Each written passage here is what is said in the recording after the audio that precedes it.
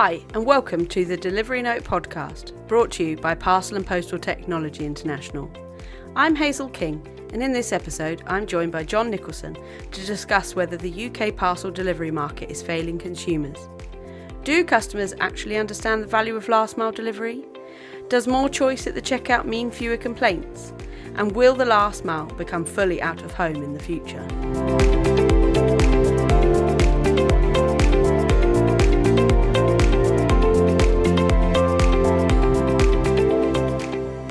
Hi, and welcome to the Delivery Note podcast. I'm Hazel King, and today we're going to be talking about whether the UK parcel delivery market is failing its customers. So some recent research from InPost said that UK consumers spend over 5 hours every month sorting out failed delivery, missed deliveries. So a real frustration. And today I'm joined by Jon Nicholson, the Chief Commercial Officer from InPost UK, to talk about the subject, the problems, and how they can be addressed, at the point of sale and all the way through to last mile delivery. So, Jon, hello, it's nice to see you. Nice to see you too, Hazel. Thanks for having me on. You're welcome. How are you? Very good, thank you. Very good. Do you want to give us just a little brief overview of what you do at InPost and sort of where you've come from? Yes, of course. Thank you, Hazel. So, as you kindly said, I'm Jon Nicholson. I'm the Chief Commercial Officer at InPost, a relatively new role for me. However, I've been in the parcel logistics industry for nearly 30 years now, working across express, parcel businesses, international elements, stint of time at Royal Mail, and of course now InPost. So feel like I've seen quite a lot of change over the years and a few different approaches into how to address, pardon the pun, parcel delivery as well. Perfect.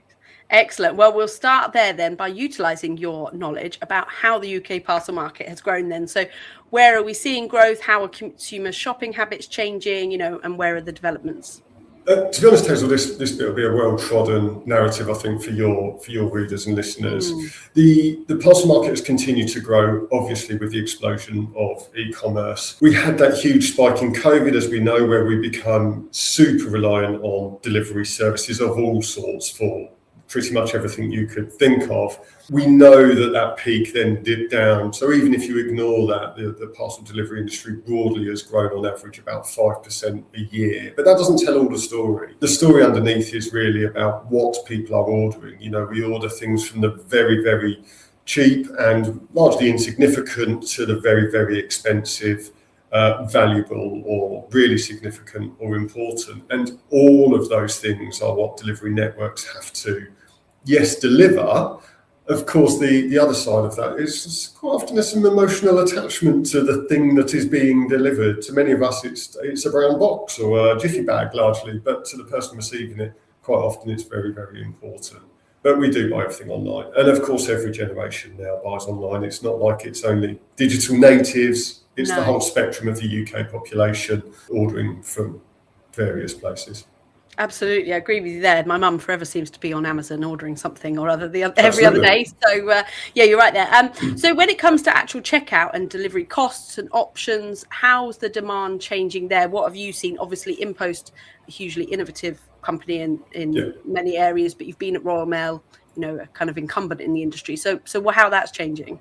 I think what we've seen, certainly what I've seen across my career in this industry, Hazel, and I think it's accelerated probably over the last 10 years, I would say, as e-commerce has really grown. The cost of delivery has been driven down. To some degree, the value of delivery has been not recognised for what it actually does. Moving something from one end of the country, largely overnight, 95, 96, 97% of the time, successfully, is quite a big feat that the UK handles very, very well, and all of the carriers in some regard handle very, very well. The challenge, you mentioned Amazon, and of course Amazon were at the front of the market when they launched Prime, but that gave most people, including your mum, the idea that next day delivery was free, and therefore it's not a thing to necessarily be valued. And as retailers, of course, we're in a very competitive environment as well. The majority of parcels that are delivered to home are still largely fashion and apparel. There's a whole spectrum of goods, but largely fashion and apparel.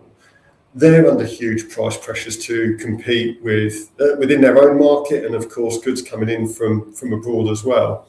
And so that price pressures come on everybody. Consumer expectation driving price down, just the need to keep costs down has driven that down to the point where many carriers are struggling to make any kind of profit, yet have got huge costs, infrastructure costs, driver costs, labour costs to operate. And so what we have seen there is how do carriers optimise to make that delivery really, really efficient. Mm-hmm. One of the ways in which you do that is only make one delivery attempt, which of course many of the carriers do, but the potentially unintended consequence of that is there's an awful lot now where it's standard for items to be left on the doorstep, which may or may not work for you and where you live, but in a block of flats, on a frontline street, on somewhere with no garden, in arguably less salubrious areas than others. Yeah, all of this creates a bit of risk because you've got to manage and deliver to that price point. And that's really, really difficult, I think, for carriers to manage. Yeah, and it's keeping those consumers happy as well. I mean, I'm quite lucky. I've never had a parcel go missing, and actually very rarely have missed deliveries here. Seem to be in a good area, maybe because I'm fairly close to London, but rural areas and those, you know, kind of more difficult places to deliver to, you're right, there are more challenges there. And the report that you guys published about the 5 hours a month that UK consumers are spending sorting out deliveries, and there was actually a study from Royal Mail, 76% UK consumers have still want to have at-home delivery, but 88% have had a missed delivery. So there's a lot of frustration there. So we've talked a bit about cost there, but consumers want at-home delivery. So how can retailers and how can delivery operators work together to kind of manage those customer relationships, reduce those costs, or optimize what they're doing to get parcels where consumers want them? You know, Hazel, it's a fine balance. The analogy of Henry Ford saying if I'd have asked them what they wanted, they'd have said a faster horse and not the car kind of comes to mind, right? You're right. I think the default has been home delivery forever. And as I say, that's largely been unchanged. Business to business is slightly different, of course, but largely that's been unchanged for forever, certainly in the history of the industry. And so I think that is part of the issue, is that when people are in that buying journey, when you or I are on our favourite shop and we're deciding we want that shirt or that dress or whatever it might be, we go through this process of saying, well, I want that colour and I want it in that size and I'm going to pair that with that. And then we get a load of options about how I might want to pay for it. Well, I can, obviously just use my debit card. I can use Apple Pay, or I could use Klarna, or I can pay in instalments, and quite often you'll see 3 or 5 payment options. And then you'll get to delivery and the choices are pretty limited, or they're buried somewhat in that journey. So you go through, retailers work incredibly hard to get people right to that checkout journey. But then at that point, the part of it that's actually going to enable the person to get their hands on that goods is almost glossed over. Yeah. And what we see is that when those choices are exposed in a way that puts me back in control as the buyer, we see adoption of those choices skyrocket and we see complaints go down. And that's for a couple of reasons. One is because actually I've decided I'd like it to an out of home because I know I'm not going to be at home. This week's a perfect example. I'm working away from home. I've got deliveries that I've had to put off because I'm not going to be there. If I had the choice of a locker delivery, I would have chosen it. It would have been fine. I'd be happy. I'd know I could pick it up at my convenience when I get back to Northamptonshire in this case. But next week I might be at home all week. So I would want a different choice. The trouble is when I don't have that choice at point of purchase, the only time I might be getting that choice is when I get a text message saying your item's on its way, and you might get a delivery window, but quite often by then it's too late to make a decision. So your choices are quite limited. And I think what we're saying is actually we can work together as a delivery provider, as a carrier, and as a retailer and a merchant in a way that consumers might not necessarily realise what they want, but we certainly see when they choose it, it feels a lot more convenient, it's a lot less hassle, it's delivery on their terms, it fits in with their life, their busy lifestyles around what they're doing, and all of our circumstances are unique. And then what we see is that reduction in complaints, because I've taken accountability for it as the buyer. Yes, if it doesn't then get delivered, ultimately there's a problem, but really it's on me to collect it as I wish. Yeah, and I think you're right. It's that in-flight. I've had that happen, an in-flight option to actually an InPost locker. You'll be glad to know. So yeah, and it was great and it was brilliant. I actually wrote my foreword about it in the last issue of the magazine. But it's that prior to. And what do you think, like prior to purchase or at the point of purchase, picking those options? And they're not always visible. But I also feel perhaps there's a sort of a consumer reluctance, maybe a slight distrust because they don't know and are not used to lockers. In Europe, it seems to have been, or certainly Eastern Europe, Central and Eastern, really exploded and everybody's got on board and understood it. In the UK, I feel it's less so. Is there a reason behind that? And what can we kind of do to encourage consumers to think, no, lockers really should be first and foremost choice, or Prudo, not necessarily just lockers? Yeah, so I think there's a few things, Hazel, of course. One of the first things is having conversations like this and letting people know that it's out there. What we see is our research, 58% of people who do use a locker say it is then a better experience. But we need to get people to make that choice in the first place, of course, or to use it. I started this by saying delivery's been somewhat commoditised. There is no doubt that price is a driving factor towards people making a choice on how they receive a delivery. We see that many retailers offering free delivery or free delivery above a certain value and bits and pieces. So that will drive a certain type of behaviour. We'd encourage retailers to consider that and work with us on it to help expose some of those choices to the customers. There is a piece around probably what you experienced, which is we weren't able to make your delivery, Hazel, but we have taken it to a locker for you because we know it's going to be secure and you can get it hopefully at your convenience. Now, we've got to acknowledge that won't always work for everybody, which is where the opt-out processes are really important. But for the majority of people where we're offering that, we're seeing a benefit and an uptick and a better response to that solution rather than something being left on the doorstep and so on. In those European countries, of course, we're founded in Poland, where locker delivery is the preferred and the default choice out of home. Now, arguably, their delivery networks their home delivery networks, weren't as established as they are in the UK. So people got used to it, and then the COVID growth helped more people get used to it and so on. But the reality is it's stuck because it works so well. If it didn't work so well, then people would have gone back or continued to choose home delivery. But quite often, actually, it's seen as the premium option to have that delivery to as we call it, an APM or a locker, because it does suit their lifestyles in a better way. So we're not saying, and definitely not saying, that home delivery is not an option. In fact, we're probably the only UK network that can do home delivery and locker delivery at scale because of our setup across both disciplines, if you like. So we just want to make sure people have got the choice to get delivery on their terms, not on somebody else's. Yeah, and I think that's the main thing, isn't it? It's always about choice, and that's what's going to set people apart. You know, other delivery providers, you know, if they can provide that choice that customers want. And we've talked a little bit about what's bad about the UK market. It's not working so well, but I'm sure you're aware that Parcel and Postal Technology International is the official title for Parcel and Post Expo, a brilliant show. It's happening in September, a little plug there.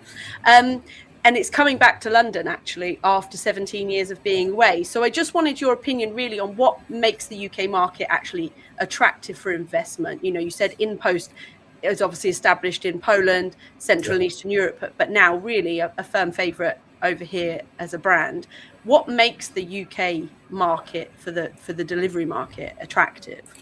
So I think there's a few things. It's the most mature e-commerce market in Europe by a country mile still. So there is that. The competition is really, really good. And as I say, I've worked for some of my current competitors and I've been around the industry for a long time. The people are brilliant and all driving very, very hard to work in some quite challenging environments to give a better customer experience. And I think that can only largely be good for consumers or receivers or merchants who get to benefit from those improvements in technology. The retail environment is very competitive as well, but that means it's ever changing. You've only got to look at some of the brands that have grown out of the UK, like Gymshark or Castor or people like that, who have all of a sudden, I say all of a sudden, so that many years behind an overnight success and all of that, who appear to have come out of nowhere and taken on the globe.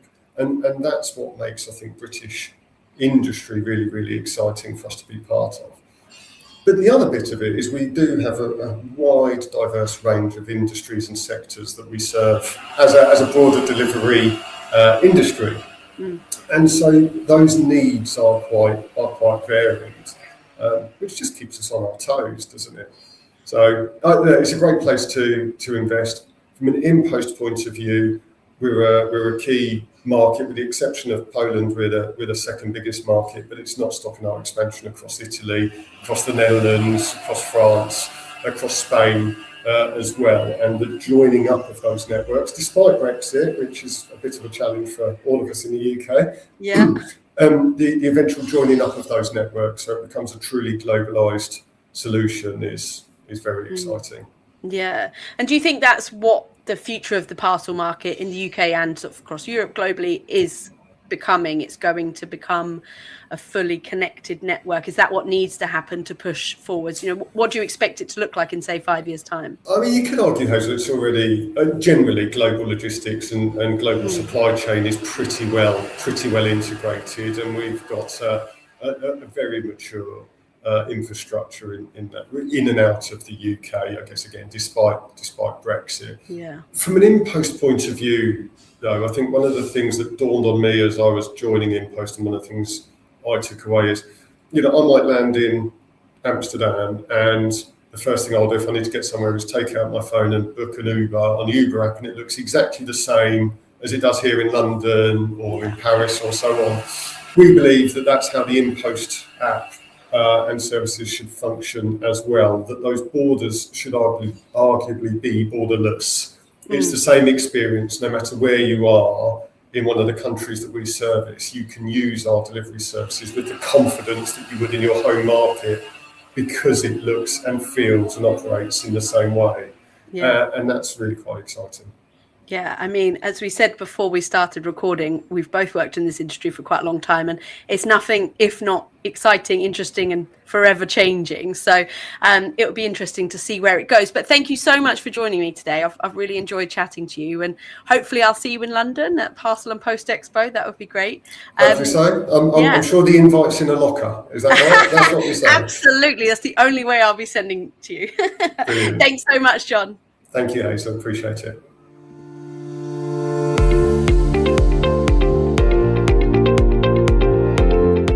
Thanks for listening today, and don't forget to like and subscribe wherever you find your podcasts. Join us next time on the Delivery Note podcast for more insightful discussions on the parcel, postal and logistics sector.